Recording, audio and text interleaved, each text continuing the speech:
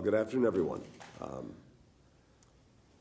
First, let me just say I'm so delighted to welcome Foreign Minister Rasmussen here to the State Department, to the United States, and for this, I think, very important occasion.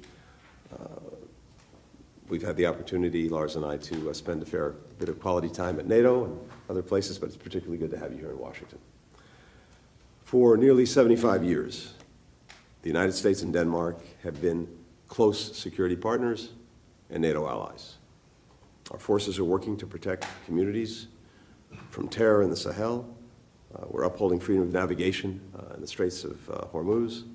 We're strengthening deterrence together in the Baltics. Denmark continues to play a leading role in ensuring Putin's war on Ukraine remains a strategic failure. It was one of the first countries to commit to supplying F-16s to Ukraine and to train Ukrainian pilots to fly them.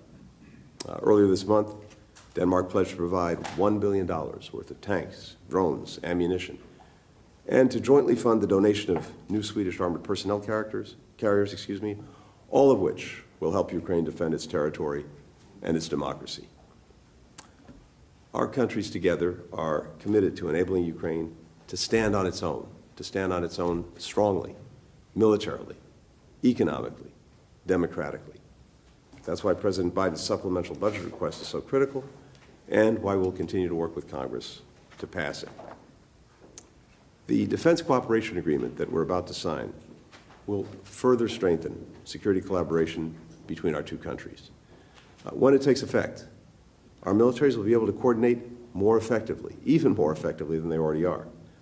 Our troops will train together more seamlessly and more often. We'll enhance NATO's interoperability, allowing our alliance to better safeguard peace and stability for people all across the continent. Today's agreement builds on the work that we've done to deepen defense cooperation with allies across the Atlantic, from northern to southern Europe, from the Baltics to the Black Sea. In 2021, we signed a defense cooperation agreement with Norway. Earlier this month, we signed a similar accord with Sweden. Earlier this week, we signed one with Finland. Collectively, these agreements underscore the shared commitment by the United States and our European partners to bolster European transatlantic security.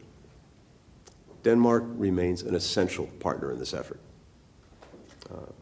Lars and I will have a chance to sit down after we sign this agreement to go through the many issues and the many areas where the United States and Denmark together are dealing with the challenges of our time. We could not be more grateful to have such a strong, such a valued, such an important partner. It gives me a great source of confidence as we head into the future, knowing that our two countries not only remain strongly allied, but after today, even stronger. Lars, over to you. Thank you, Mr. Secretary. I am indeed honored and happy and glad that we could make this happen, and right before Christmas. I think that will complete my working year. I visit you here in January as one of my first international meetings, and this will probably, at least I hope so, would be the last international travel before Christmas Eve. I wish so. Yeah. So, Tony, you and I are from the same generation. We are almost the same age.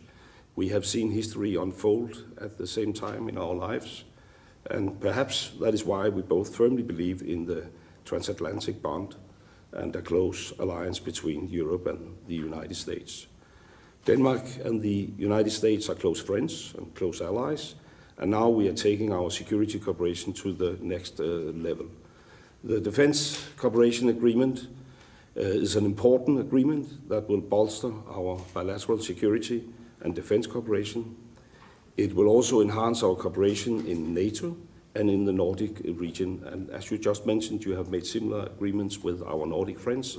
And we are looking very much forward to welcoming our close Nordic neighbor and country, Sweden, to NATO sooner rather than later.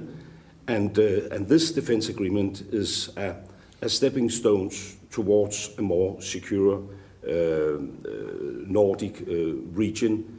It is a part of a puzzle we have made during the last couple of years, enhancing our defense budget, welcoming new members to the NATO alliance, and now these bilateral agreements.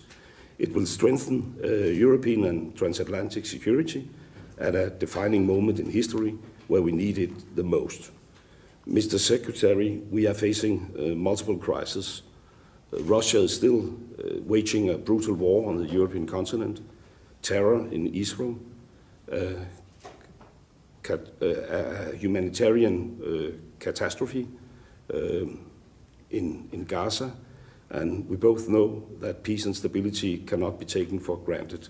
And in time like this, friends must stick together, and that is what we are doing with this agreement. So again, thank you, Tony.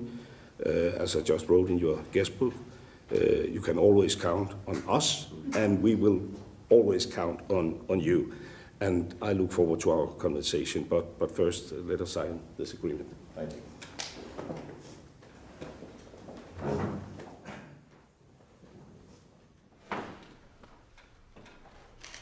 Good morning. Secretary Blinken and Foreign Minister Rasmussen are signing a defense cooperation agreement between the United States and Denmark. The agreement sets forth the framework for enhanced defense and security cooperation and partnership between our countries. As an original NATO member, Denmark is a long-standing essential ally and strategic partner. We look forward to deepening our already close cooperation.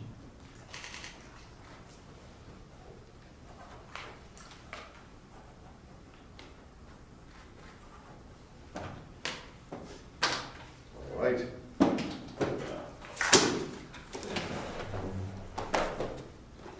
Hold this one up. Yes.